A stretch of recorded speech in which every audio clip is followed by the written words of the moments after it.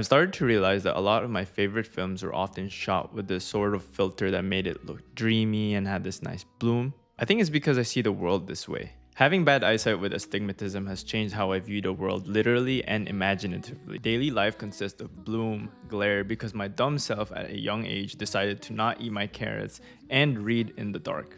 Who knew I would have permanent diffusion built in, which isn't necessarily a bad thing, maybe it's just a preference. Diffusion comes from filmmaking history. Cinematographers use nets, stockings, and mist filters to get softer, more romantic highlights.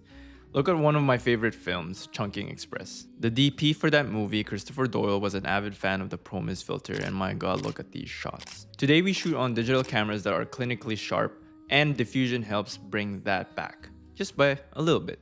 But honestly, that's the problem. In the hunt for diffusion, a lot of people just end up with delusion. Delusion thinking that when they put a diffusion filter on their lens, it's gonna look like these shots right here. When in reality, the shots look more like this. Soap opera from the 1990s or a telenovela from the 80s and 90s. The problem is that diffusion can't be judged easily through a review. It changes with lighting, sensor, focal length, and honestly taste. The taste of the person in charge of photography. So to figure out what I actually like, I spent more than $1,000 on mistakes, testing everything. Well, almost everything. Here's the framework I wish I had before I got into diffusion filter. Start with the lightest diffusion possible. Most people jump into diffusion and hit the big boys, Pro Mist 1/2, Pro Mist 1, because they automatically think that it's gonna look cinematic. Strong diffusion looks cinematic in theory, but honestly it destroys shots in the wrong lighting. For me, 1/8 or 1/4 of the mist or even Glimmerglass gives you that filmic softness without killing the detail. If you want a filter that you can leave on almost 24/7 like I do, I always start with the lightest one. For me, the one I wish I started with was Glimmerglass 1/8. It removes Sony's digital edge and it's not too aggressive compared to the rest, but it's still a stylized choice. Some key things to note. Black Pro Mist 1/8 or BPM 1/8 still feels like it's stronger than Glimmerglass 1. I shoot with a diffusion weaker or at the most maximum strength possible would be Glimmerglass 1, but in these days I tend to gravitate towards my Glimmerglass 1/8 and 1/4. In my personal opinion, diffusion should feel almost invincible until you want it to be noticed or you're intentionally either boosting up the highlights in order to, have a scene, having intention in that scene. A bonus tip, you can always add more with DaVinci Resolve should you need it. The next point I want to put is that not all diffusion is equal and focal length changes almost everything. So different filters hit completely different scenarios. So for me, Glimmerglass has a really strong use case for sunny and bright days. And then Black Pro Mist for me tends to shine at night whenever I have like a neon sign at the back or whenever I have anything that isn't sun.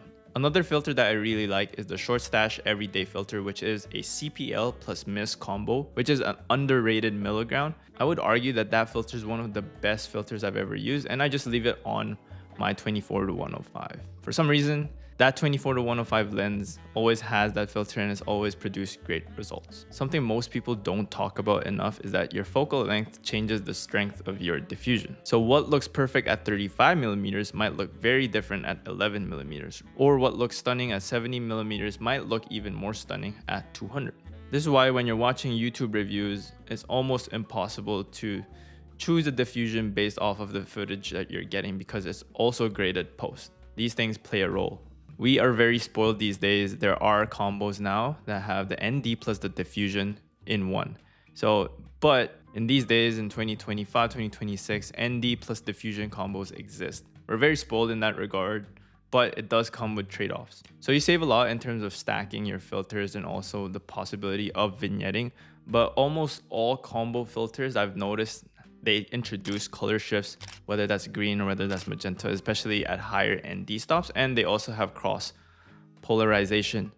This is just due to scale and how cheap some of these filters are. So just be careful with ND plus mist combos. However, I do enjoy the look of them time to time. Combos are honestly great for portability or travel, but not for, perfect color. So just be mindful of that in post and just adjust accordingly. Another recommendation I would give is that having magnetic systems might help, but again, be careful of that introduction of color shift. So to give you guys a recap of my honest perfect setup, After all the testing and after all the diffusion filters I went through from Black Promise, Glimmerglass, Black Glimmerglass, CPL, Short Diffusion, Everyday Shortstache, all of these filters are amazing for what they can do.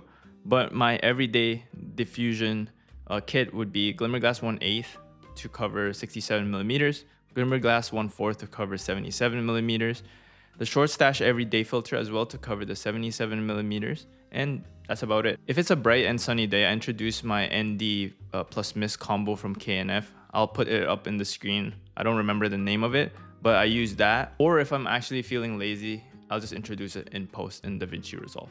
One budget-friendly alternative that I'll recommend is the KNF Shimmer Diffusion. It's a bit weaker than Black Promise. That's why I like it personally, but it does introduce color shift, and just be mindful of that.